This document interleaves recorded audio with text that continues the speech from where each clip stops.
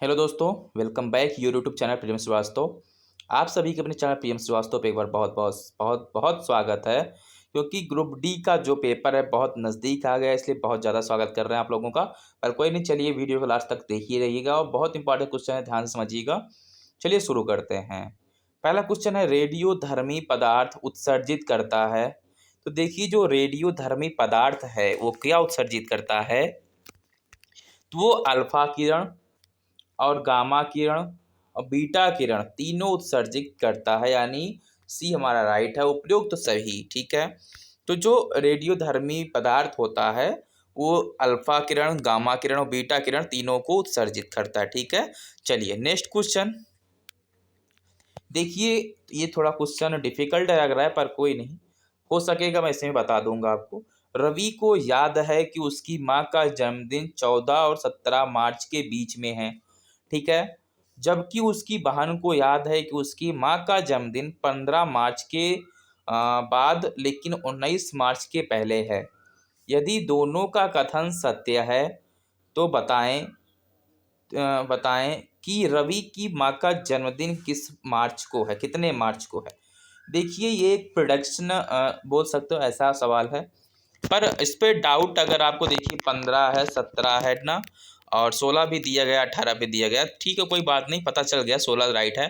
पर कैसे है ये थोड़ा ध्यान दे लो। जैसे कि इसमें दिया गया है, रवि को पता है कि 14, ठीक है, 14 से 17 के बीच में ना, और उसकी बहन को पता है 15 से 19 के बीच में। ठीक है, कॉमन क्या है देखेंगे, 15 भी इस पे दिया गया है, ठीक है, और 17 भी दिया गया है, ठीक है, और 14 भी दिया गया है। लेकिन एक बात ध्यान दो कि जब इन्होंने बोला 14, ठीक है, क्या बोला है, 14 बोला है, तो 14 तारीख को इसका मतलब कन्फर्म है कि नहीं है। ठीक है, और 15 इन्होंने बोल दिया, ठीक है, तो 15 को भी कन्फर्म है, नहीं है। 17 इन्होंने बोल दिया, 17 को भी कन्फर्म नहीं है। 19 इन्होंने बोल दिया, ठीक है, 19 इन्होंने भी बोल दिया। ठीक है, 14 हो गया, 15 हो गया, 16 हो गया, नहीं हुआ, 17 हो गया। ठीक है, तो क्या नहीं हुआ, 16।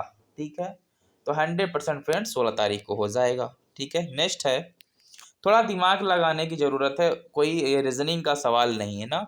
ठीक है, चलिए नेक्स्ट है, हिंद महासागर और लाल सागर को कौन सी जल संधि यानी स्ट्रेट जोड़ती है? तो वो है बाल अल मंदेब जोड़ती है। क्या? बाल अल मंदेब जोड़ती है। नेक्स्ट क्वेश्चन, एक गैर सदस्य के रूप में संसद के किसी एक सदन की कार्यवाही में भाग ले सकता है, तो वो है महान्यायवादी। ठीक है, जो महान्यायवादी है वो एक गैर संसद के रूप में, यानी चाहे वो संसद हो और चाहे ना हो, वो एक संसद के रूप में सदन की कार्यवाही में भाग ले सकता है। ठीक, नेक्स्ट है, फिरोज तुगलक द्वारा स्थापित दार उल सफ़ा क्या था? तो वो है एक खैराती अस्पताल। क्या था? एक खैराती अस्पताल था ना। चलिए नेक्स्ट है, निम्नलिखित में कौन सा विकल्प नीचे दिए हुए शब्दों का सार्थक क्रम दर्शाता है? ऐसे क्वेश्चन ग्रुप डी में बहुत ज़्यादा देखने को मिलते हैं। आपने पार्ट 1 दिया ही है तो आप लोगों को अंदाजा होगा ही। जैसे कि चलिए देखते हैं, पहला है अंगूर, दूसरे पे है अंगूर का बाग, तीसरे पे मंदिर है, और चौथे पे शराब बनाना है, और सी पे आसवन करना है।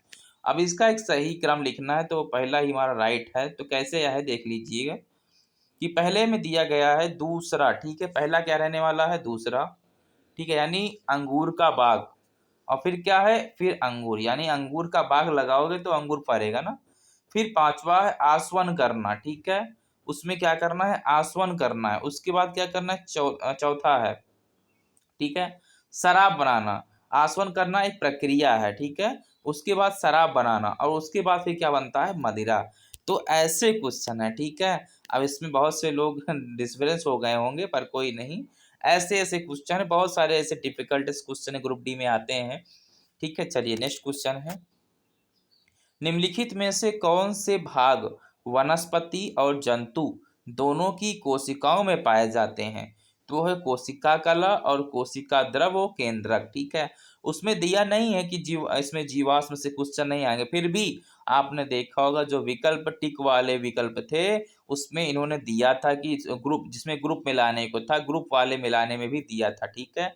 इसमें मतलब जीव विज्ञान से उसमें रिलेटेड चीज़ें थी, ठीक है। तो आप इतना समझ के चलो, 1-2 बीच बीच बीच में क्वेश्चन आप देखते चलो ना, ठीक है। चलो नेक्स्ट है, बेमेल शब्द को चिन्हित कीजिए। तो जो बेमेल शब्द है वो घर से संबंधित है, किससे है? घर से। नेक्स्ट है, यदि दक्षिण पूर्व, ठीक है, यानी जो दक्षिण है वो पूर्व उत्तर हो जाए, ठीक है, यानी दक्षिण क्या हो जाए, आपको ऐसा ही मैं समझा देता हूँ ना। देखिए, यदि दक्षिण क्या है, पूरब पश्चिम उत्तर दक्षिण ना, तो क्या हो जाए, दक्षिण क्या हो जाए, पूर्व हो जाए, यानी ये हो जाए। और उत्तर जो है वो पूर्व हो जाए, ठीक है, पश्चिम हो जाए ना, पश्चिम हो जाए। और आगे भी परिवर्तन का यही क्रम जारी रहे तो पश्चिम क्या होगा, ठीक है। यानी इनके कहने का मतलब ये है, देखो भाई ऐसे आराम से ही देख लो, जैसे ये है, ठीक है, ये हमारा पूरब है, ये पश्चिम है, ठीक है, ये क्या है, उत्तर है, ये दक्षिण है, ठीक है। तो अब देखो, दक्षिण से पूर्व उत्तर हो जाए, ठीक है, क्या हो जाए भाई, दक्षिण से पूर्व जो है उत्तर हो जाए, तो दक्षिण से पूर्व क्या हो जाएगा, उत्तर, और उत्तर से पश्चिम क्या हो जाए, ठीक है। और उसके बाद यही क्रम ऐसे से जारी रहे तो क्या हो जाएगा, दक्षिण से क्या हो जाएगा, ये डी वाला दक्षिण से हो जाएगा पूर्व, तो हमारा सी इसका राइट है, यानी दक्षिण से पूर्व। नेक्स्ट है, स्थावर का विलोम शब्द क्या है? तो जो स्थावर का विलोम है वो है जंगम, क्या है, जंगम इसका राइट है ना। चलिए नेक्स्ट है, निम्न में से कौन सा लुटेरा शब्द में प्रयुक्त प्रत्यय है? तो एक लुटेरा शब्द मान लो है, ठीक है, तो उसमें प्रयुक्त शब्द जो प्रत्यय है वो क्या है, तो वो है एरा, क्या है, एरा जो है उसका प्रत्यय है, ठीक है। लुटेरा में क्या है, एरा क्या है, उसका प्रत्यय है ना। नेक्स्ट क्वेश्चन, नेक्स्ट क्वेश्चन कुछ इस प्रकार से है, ठीक है, इस पे देखेंगे। इसमें दिया गया बहुत जो है कंफ्यूजियस है, पर कोई नहीं, ध्यान दो कि निम्न चित्र में छोटा त्रिकोण शिक्षकों को दर्शाता है, क्या होता है, जो छोटा त्रिकोण है वो शिक्षक को दर्शाता है, ये देख लीजिए इधर दिया गया ना ऐसे, ठीक है। अब बड़ा त्रिकोण राजनीतिज्ञों को दिखाता है, ठीक है, जो सबसे बड़ा त्रिकोण है वो क्या दिखाता है, राजनीतिज्ञों को दिखाता है। और वृत्त क्या है, स्नातकों को दिखाता है। और चित्र में विभिन्न क्षेत्रों की अंग्रेजी वर्णमाला के अक्षरों द्वारा दर्शाया गया है, ठीक है। तो निम्नलिखित प्रश्नों निम्नलिखित में कौन से राजनीतिज्ञ ना तो शिक्षक हैं और ना ही स्नातक हैं, ठीक है। तो हमारा एल एच सही है। और इस पे दिया गया है, देख लीजिए कैसे, यानी क्वेश्चन को समझो, ठीक है, क्या करना है, पहली बात क्वेश्चन को समझना है ना। चलो क्वेश्चन को समझेंगे, देखिए दिया गया है, निम्नलिखित में से कौन से राजनीतिज्ञ ना तो शिक्षक हैं और ना स्नातक हैं। यानी जो ये वाला पार्ट है, ये ई वाला, ठीक है, ई वाला जो है शिक्षक है, और सबसे बड़ा जो पार्ट है इसमें का वो राजनीतिज्ञ है, क्या है, राजनीतिज्ञ है, और बीच वाला क्या है, स्नातक है ना। तो इसमें ऐसा कौन सा पार्ट है जो ना राजनीतिक और ना शिक्षक है, ठीक है। तो इसमें जो है देखेंगे तो एल जो है इसमें दिख रहा है, और एफ भी एक अलग अपना पार्ट बना के रखा है, ठीक है। तो इसमें का जो राइट है वो है एल और एच, ठीक है। तो यानी जो एफ है वो भी अपना अलग पार्ट बना के रखा है फ्रेंड्स, तो इसमें अलग पार्ट में कोई डिफ़िकल्ट नहीं आने वाला है, ठीक है। तो आपको जो है इसमें एल और जो एच हो जाएगा, ये जो पार्ट हैं ये जो है ना राजनीतिज्ञ में है, और ना ही ये शिक्षक है और ना ही स्नातक, तो एल एच हमारा राइट हो जाएगा। नेक्स्ट क्वेश्चन है, निम्नलिखित प्रश्न में से एक संख्या श्रृंखला दी गई है, श्रृंखला के पश्चात एक संख्या दी गई है जिसके पश्चात ए बी सी डी एवं ई दिया गया है। आपको श्रृंखला को उसी संख्या से प्रारंभ करते हुए पूर्ण करना है जो उस श्रृंखला का अनुसरण करती है जो कि ऊपर में दे दी गई है। अपने प्रश्न के उत्तर नीचे दिए गए हैं, श्रृंखला के अनुसार देना है, ठीक है। क्वेश्चन बहुत हार्ड है, ध्यान से समझना, नहीं तो टाइम वेस्ट हो जाएगा, समझ लो, ठीक है। देखिए निम्नलिखित, ठीक है, निम्नलिखित प्रश्न में एक श्रृंखला दी गई है, ठीक है, और श्रृंखला कहाँ है, दिख ही रही है।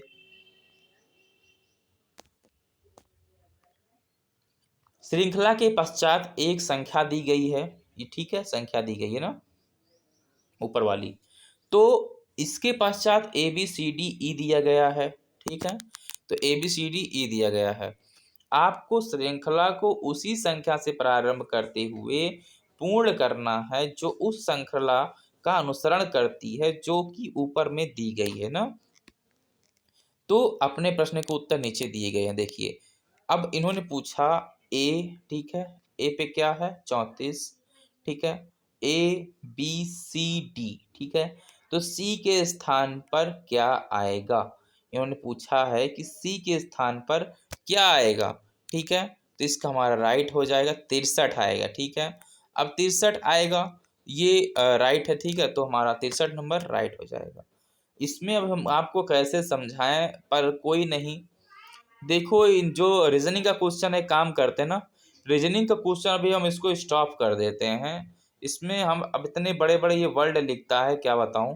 अब नेक्स्ट में हम आपको एक बोल्ड में समझाएंगे बढ़िया तरीके से, 3-4 घंटे वो भी वीडियो अपलोड हो जाएगी जिसमें रीजनिंग के सभी क्वेश्चन आपको कवर कर लिए जाएंगे। तो इसमें जो अभी आप फिलहाल इसका जो है 63 समझ लो, और अभी समझाने में अभी आपको इन्जॉयमेंट मुझे भी नहीं मिलेगा ना, आपको समझ में ही आएगा। इसको हम प्रोवाइड करते हैं नेक्स्ट वीडियो में, ऐसे ऐसे क्वेश्चनों जो रीजनिंग के क्वेश्चन आ रहे हैं उनको हम नेक्स्ट वीडियो में टेस्ट ग्रुप में प्रोवाइड करेंगे। आप लोग वीडियो अच्छी लगी तो लाइक करना, चैनल पर नए हो जरूर सब्सक्राइब कर दो। मिलते हैं नेक्स्ट वीडियो में, जय हिंद, जय भारत, वंदे मातरम। जरूर जस्ट 3-4 घंटे वीडियो अपलोड हो जाएगी, ठीक है।